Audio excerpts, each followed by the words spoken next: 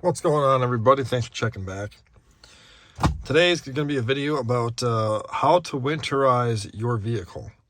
I know it's October 21st today, and it's actually 70 something degrees out up here in Wisconsin. Yet it snowed out back on Monday, so winter is coming. So this is going to make a real fast video for people that aren't super mechanically inclined but want to at least check the cars out without spending money at a shop to do it. So first things first, hit that subscribe button for me and like the video. I'd appreciate that. Second thing is, let's get started.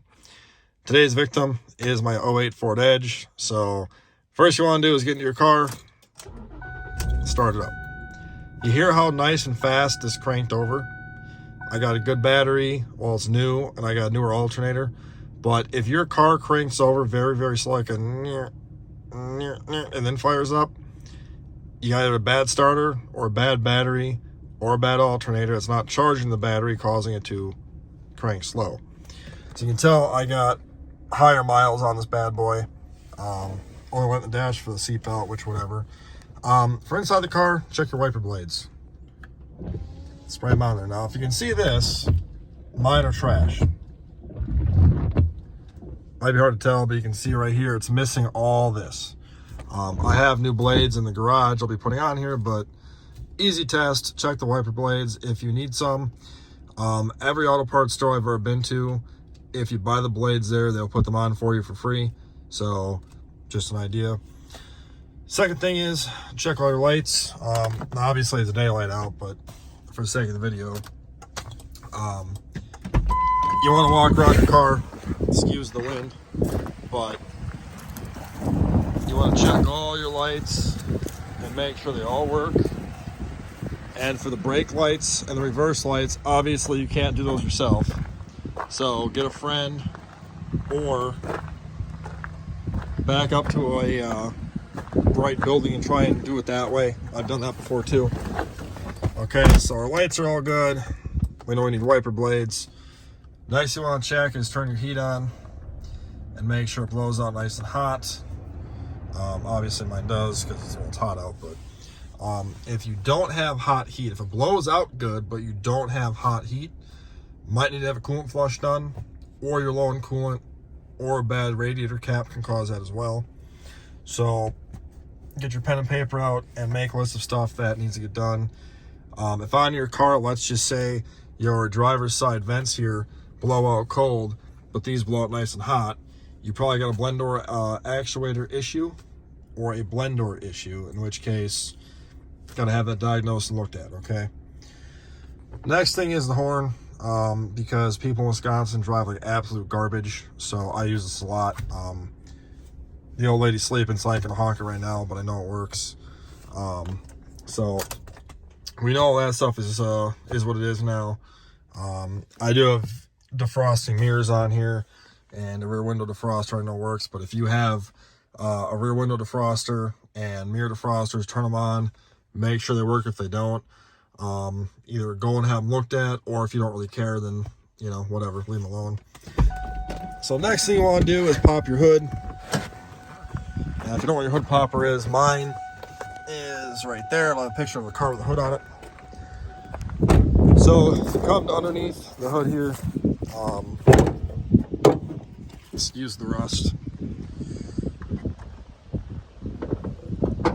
Okay, so first thing you do, look at your battery. If you can tell, I just replaced this not long ago. My old one was bad, but any auto parts store that I've ever been to in my life will check these for free. I have my own fancy snap-on battery tester.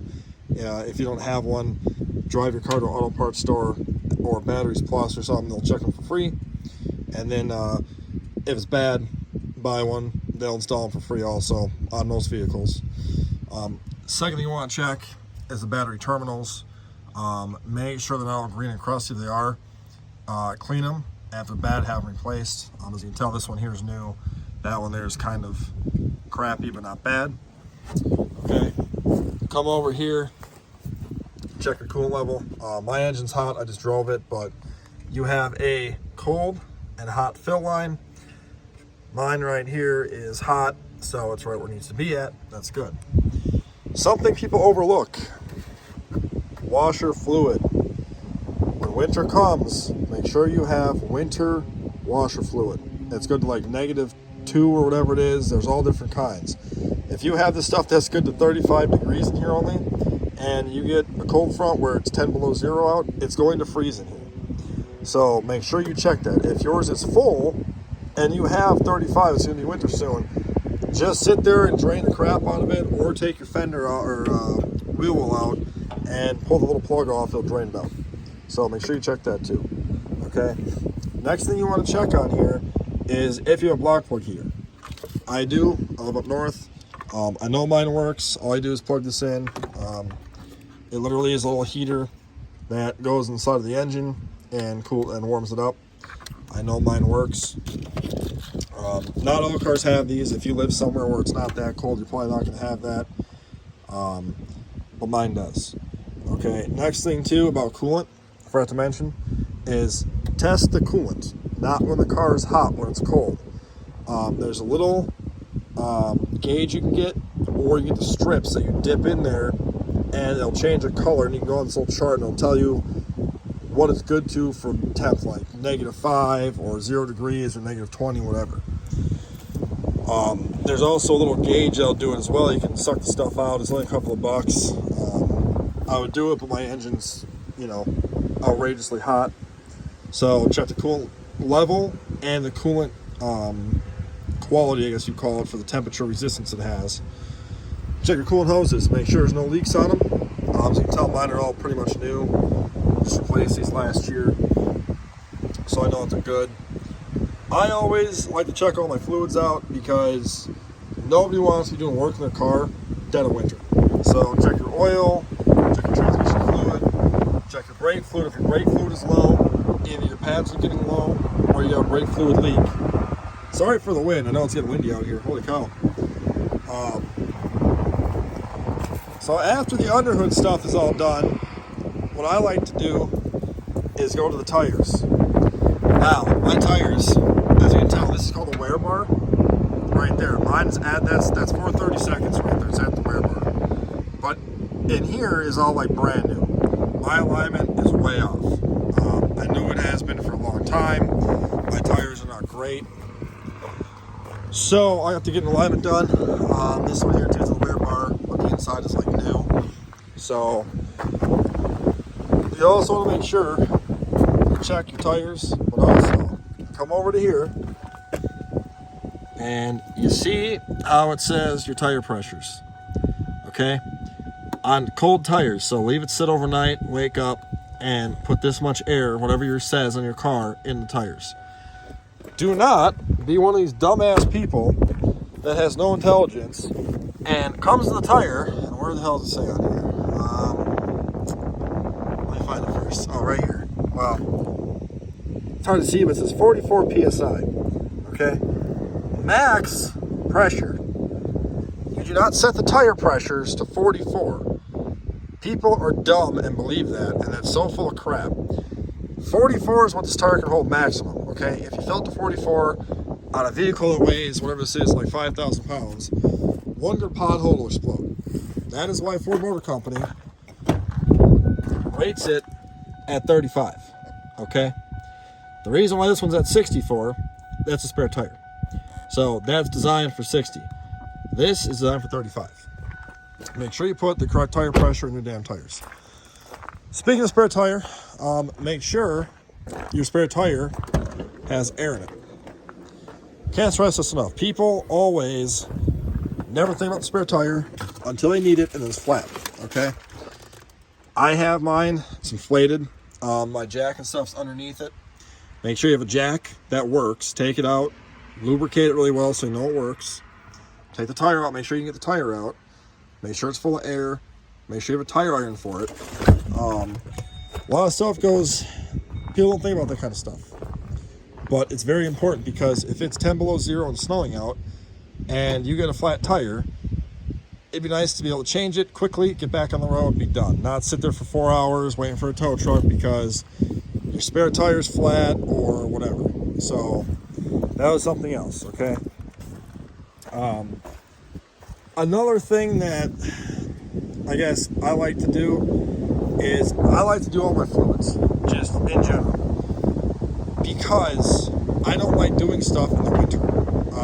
Late model oils, you can go 10,000 miles, all that jazz, whatnot. Around now, it's a nice warm day out. The day like today, I like to go through, and if I need any service done in the next couple of months, I'll do it now and get it all done so my vehicle is good for the winter. You know, obviously you're putting on tons of miles. You may need to go for an oil change in the winter again, but I like to do all my stuff before it gets cold and crappy out. So when it is cold and crappy, I can just relax and not have to worry about it. And that's one of the things too about like a spark plug type of deal here. If you start a car up and it's hard to start and you've never done spark plugs in a thing, probably should get it in and get spark plugs done, or at least have them taken out and looked at and see if they're in decent shape.